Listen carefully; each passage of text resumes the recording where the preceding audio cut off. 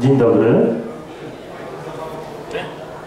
Witam na spotkanie z Etienne'em Willem'em, autorem komiksu Miecz Ardeńczyka. I tak jest pytanie, bo możemy prowadzić tą rozmowę po angielsku i wtedy, jeżeli wszyscy mówią po angielsku, to będziemy mogli sobie swobodnie rozmawiać? Czy mamy tłumaczyć? Angielski może być, tak? Okej, to się strzelne. Okay, so Miecz Ardeńczyka it's a comic book story which takes place in the times that look like the Middle Ages, but the main characters are animals. The rabbit is the main character, the bear, and there's a bad guy, but we never see. There's a fox and a weasel. Yeah, exactly, fox and a weasel. And even though it looks like a story for little children, it's not quite, because it's kind of brutal, with a very surprising twist at the end of the story. So it's definitely for youth, not for kids. Yeah, the main idea was to show the story of a young rabbit who is fond of legend about chivalry and sword fighting, and as he knows only legends, for him it's something beautiful, it's something brilliant, you know. And the idea was just to start with a kind of childish story, you know, just the child will become a hero, and slowly he discovered that war is not proper, it's violent, and it's not always as simple as the good against the evil.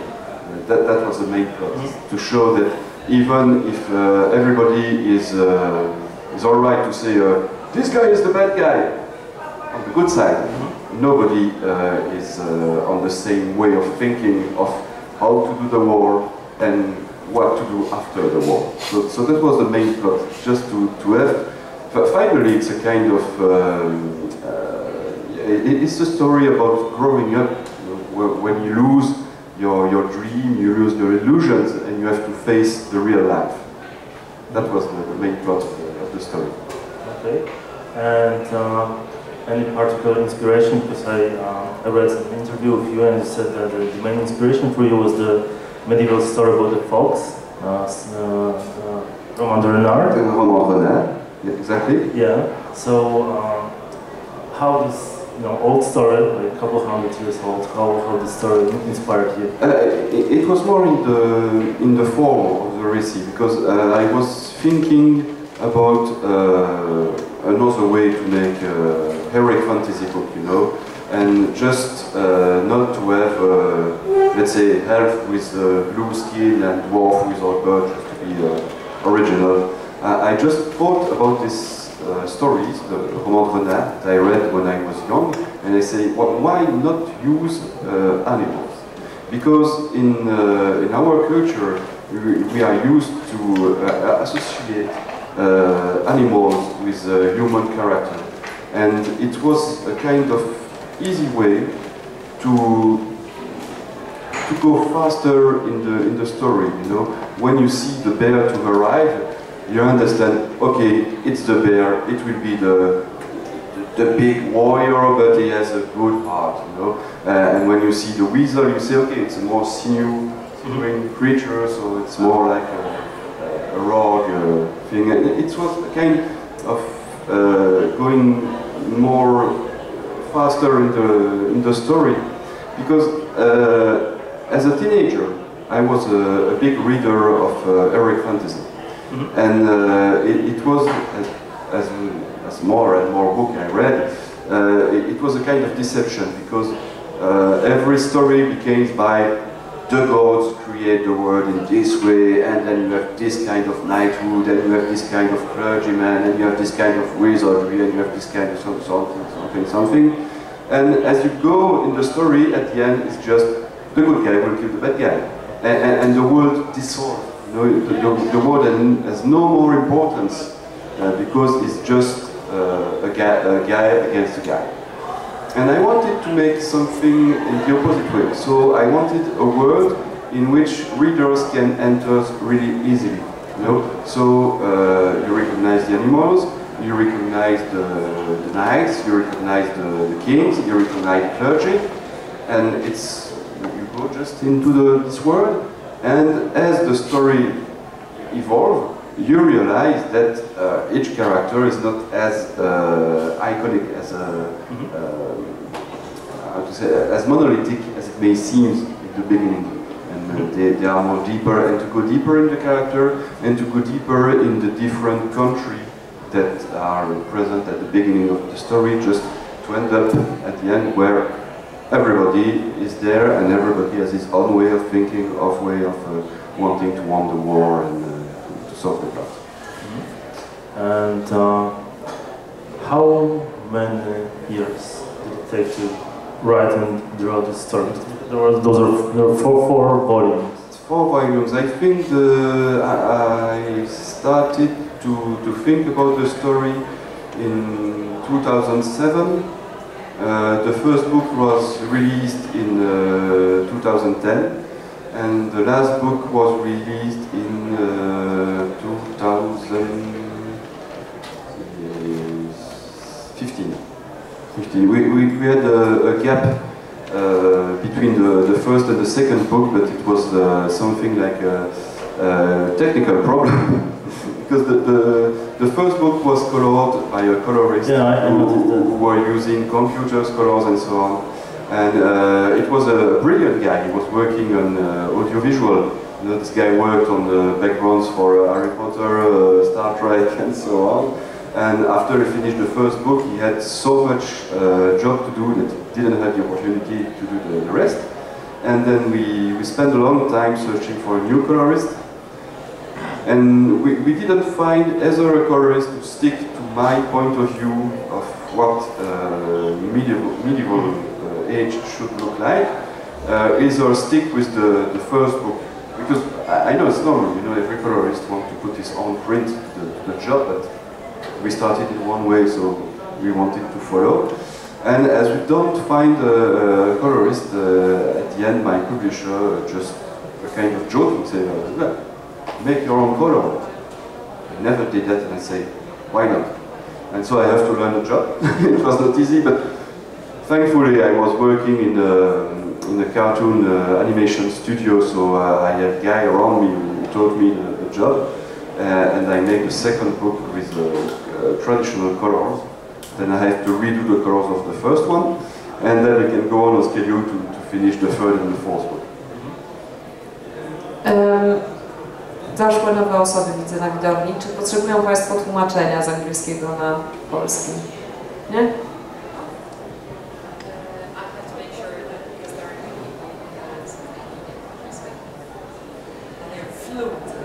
And if you have any questions, just interrupt us. And you mentioned a couple of times that it was important for you to, even though the main characters of the story are animals, to create believable real world. And you're famous for sticking to the details and studying the period you're writing and drawing. And if you could tell me a little bit about it, and why is that? I mean, is it because you're studying the history? It's like... Yes, it's because I study history in university, and especially the Middle Ages history. And I think, it's important, even if it's not real history. I made arrangements. It's clear the clothes of the bear are totally fantasy. It's like in a Braveheart movie. The Scottish were not dressed like this in the 14th century. But it was important for me just to have a touch with real history, just to make this word credible. Because I think it's the small details that make people believe in the work you create. It's not necessary to put all the research you made in the foreground, just to put a table with a nice cup in the middle and just say, oh, look, I have good documentation, I draw. No, you can hide it in the middle, but it has to be present just to make that those characters as real life, you know, when you see peasant, when you see characters preparing cooking and so on, it has to be credible just to make people believe in this world, especially if the characters are animals, because you have to create a world around them, and as far as the world is material, consistent, as far the reader, people can enter in the world and have a connection with the feelings of the characters. And it's a kind of, also to speak about the childhood looking of the books. For me, I think it's more, if you have funny characters, you know, we have funny face, with funny expression, and you laugh with them, because sometimes situations are ridiculous, and you have to laugh with them. When you have something dramatic that happens, it's more deeper, because it's so powerful to have those characters that are funny, that something really violent, really dramatic, you are shocked. And it was necessary for me, because it wasn't the idea of showing that facing reality. And can we go back a little bit to this research process? So how much time do you spend before you start drawing, and how this process, do you spend a lot of time in the library, or how does it work? Well, I work in a kind of special way, because from the first idea to the first pages, it can go really fast. Because if I think about a story or how I have to draw, so I draw the first part really quickly, and then if I say, okay, it works, then I can go back to the story and dig the story and dig the characters and so on. And often I have to redraw the first page after, of course. But it's necessary for me to have a real direct contact with the drawing, just to make those characters alive, to see how they move, to see how I can manage it. For example, working with animals, it's always a big question, because I had this discussion with my publisher a few months ago, and we were speaking about the movie Zootopia. And I said it's marvelous, because they have animals character and they keep the real size of animals. And we should try to do that. And we speak about this and they say, okay, let's try to do a page. And you understand that it's more easy in animation than in comics, because you always have the limitation of the page. You cannot do anything more. You know, in cinema you can zoom in, you can zoom out, you can move the camera, and so you see the different sides of the character. If you make a drawing, it's a total mess. So maybe there is a solution to do this in comics, but I didn't find it. Yet. Yeah, exactly. Any questions? No?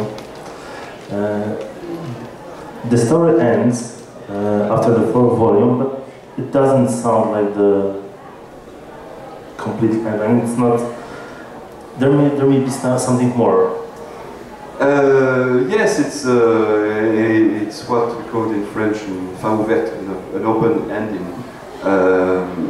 I mean, I have the envy. I have the feeling of making a following story, but I just didn't find the way yet. Also, because you know, it's always the same thing. You start with a story where the big evil guy is coming back, and then is defeated in any way. And what to do next? To invent a more bigger and more evil and more. Every sequel must be. So we have to find another way to take the story. But it's true that I'd like to tell how the hero, this rabbit, ended up as a grown-up, really really be fighting for his illusions to come back? You know, will he say, no, I still believe in bravery and I want to show it? Or will he be totally disappointed and drinking alcohol in some corner, just saying, oh, yeah, everything is over, shit, everything's fucked up. That's an interesting thing, but I think I think this has to mature in my mind, just to find, if I tell the story that will happen something like 10 or 20 years later, I think that myself have to spend time just to think things differently. But now, as far as I know, we are working on another story with animals. I'm working on another story, sorry, that will be released in Polish in autumn, I think, by the end of the year. And it's still with animals, but it's more lighter. You know, it takes place in the USA in the 1930s. It's more kind of diesel punk story, and it's more light because it's not a. It's more yeah. It's a mix of Indiana Jones and diesel punk story. You know, it's more light. It's more just having fun with it. I'm interested. It's different because here I have, when I wrote the sort of I plot for whole story, here it's just characters that I want to confront with the different aspects of this period, you know, like the Prohibition, the Great Depression. It was the last year of big adventure. We can always discover a new island and things like this. So it's it's really the idea of the serial of the 30s.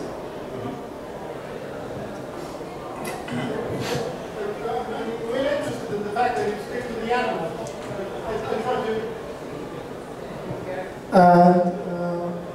Because I was wondering about the consistency of the world. Because on the one side, you are very specific about the qualities that we give to certain animals.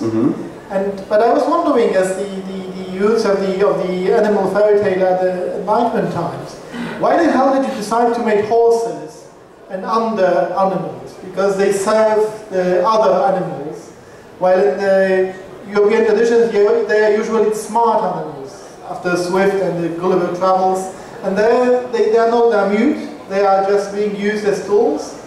And they are, while the other animals use them. So this was something which was intriguing me while reading this, and I didn't find the answer for that. Sorry, I just don't catch what's the point. Why did horses? The horses, yeah, okay, well, you cannot speak about chivalry without speaking about horse. So that's the point. If I have to make knighthood and knights, I have to have horse. Yeah, why not? Yeah, why not? No, that's an interesting question. But at some point, at the beginning of the story, I had discussion with friends, and we were going really far in the thinking about this work, you know. And sometimes we were thinking about having animals breeding human for eating. But if you look carefully at the book, you can see that some animals are just real animals. You know, when the rabbit enters the big city, when he's passing the door of the city, you can see a wolf that is leading a bunch of sheep. And sometimes we have just chicken running around, or mouses running around. But it sticks with the idea of the story, Le Roman Renard, in which when animals are in their own kingdom, they are living like humans. And when they are in the human environment, they are just like animals. And this is the part of the medieval story is that use things as you need them when you need it. So that's it. There's not special logical in it. It's just okay. You know, I have to show some animals, so I show some animals, and that's it. That's, okay, it's kind of strange, but that's it. And then, anybody? Hello. Hello. I have a question about there is a Disney animation, Robin Hood. Mm-hmm. And so, did you take any inspiration from that, and did you, were you not afraid that it has some similarities? No, there is a direct thinking about it. It's the couple fox bear. You know? But it's also a reference to the novel of Alexandre Dumas, The Three Musketeers, 20 years later. It was the idea. At the beginning, I just wanted to show a bunch of old warriors. You know, it's a story about old warriors that always made war 20 years ago, and who have to rehearse just to go back. And I was doing the very first pages. Of course, we were thinking about all this reference. And when Robin Hood fell on the table, I said, why not take this couple, fox and bear, 20 years later, just with a joke about this. But it's true that as I worked for something like 20 years in animation, I have a big influence. I'm influenced by Disney styles. Yeah, it's true. It's okay for me. It's working for me. Another one? No? Okay, so if No? no? We have another one. Także jeżeli ktoś się wstydzi zadać pytanie po angielsku, to ja jestem tylko po to, żeby raczej przetłumaczyć, więc się nie bójcie. And did you consider much about how much violence would you like to put in? I'm asking because I bought it and I came back home and just my 5-year-old son noticed it and said, what is it? I said, well, probably about a bunch of animals looking for the sword. He said, shall we read it? I said, well, yeah, sure. And then on page 3 I have a bird being stabbed with it, and I was just, oh, how to explain that now? And there are other places later on, but he got so into it that I cannot really forbade him to read it on, so we did read it. But I had this kind of reservation, and I was wondering, did you have any to somehow limit the amount of violence, which is quite significant for a fairy tale about animals, in one aspect of looking at things? Well, as I said, for me it was important to show violence when necessary, just because, you know, as I said in the beginning, you were not there, okay? It's the story of a child who is losing illusions. He's dreaming about being a knight. He thinks that war is brilliant, that war is like we say, it's like what it's said in legend and so on, and he discovers what reality is.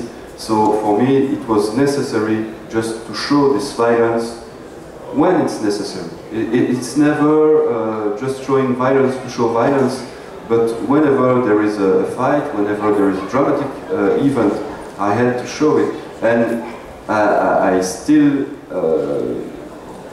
hide things, because the dog has his head shot off, and we don't see it. We see the guy pulling up his axe, and that's all. So I still, but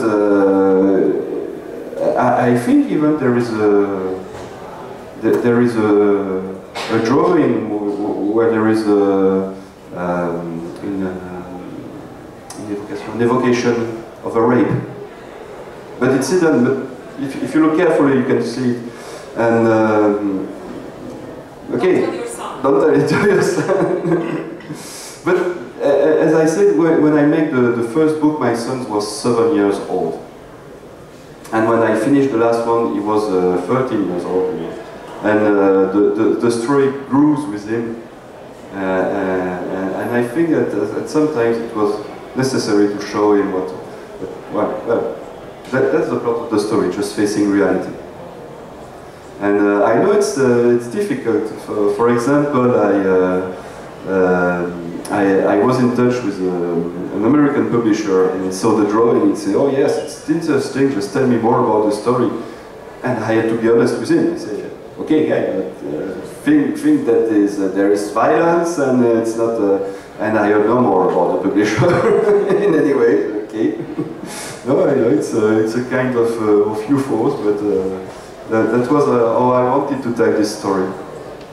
And it's funny because the other series that it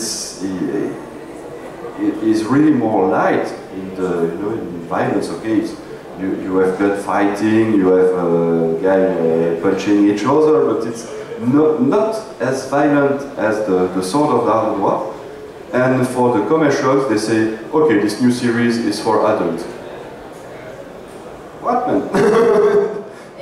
Just because it is 30s and you have some pin-ups? Okay, I don't know. I really don't know. So it's strange, but it's like this. It's a pin-up. Sex is worse than violence. Yeah, maybe. Sex is worse than violence. Well, yeah, but you have a film where that person undresses oneself. Yeah, It's no. PG-13 when it shows something. It's PG-18, and they can stab themselves with knives, and you can take a 7-year-old. Yeah. I know. I find it absurd. Yeah, so do I. That's how it is. Yeah. So at the time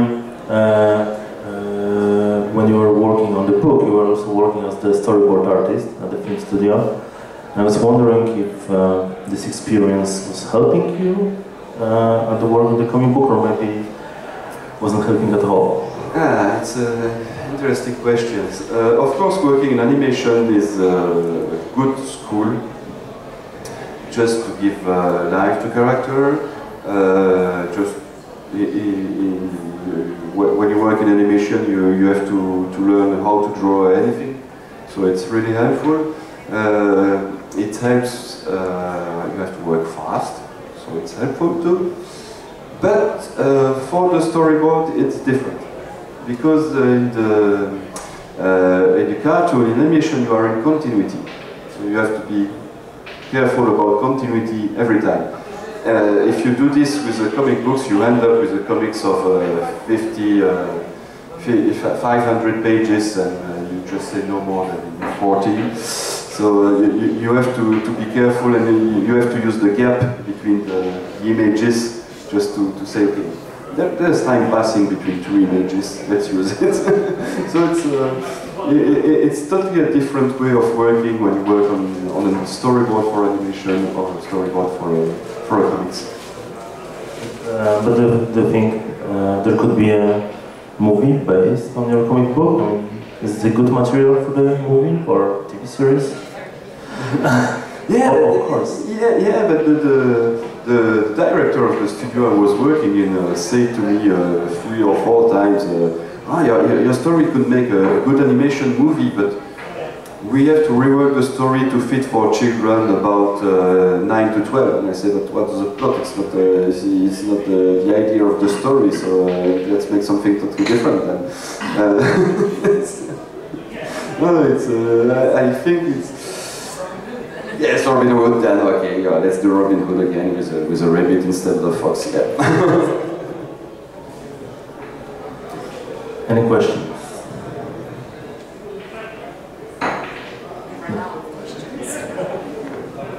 No? Okay, so thank you. Thank you. Pleasure. Thank you.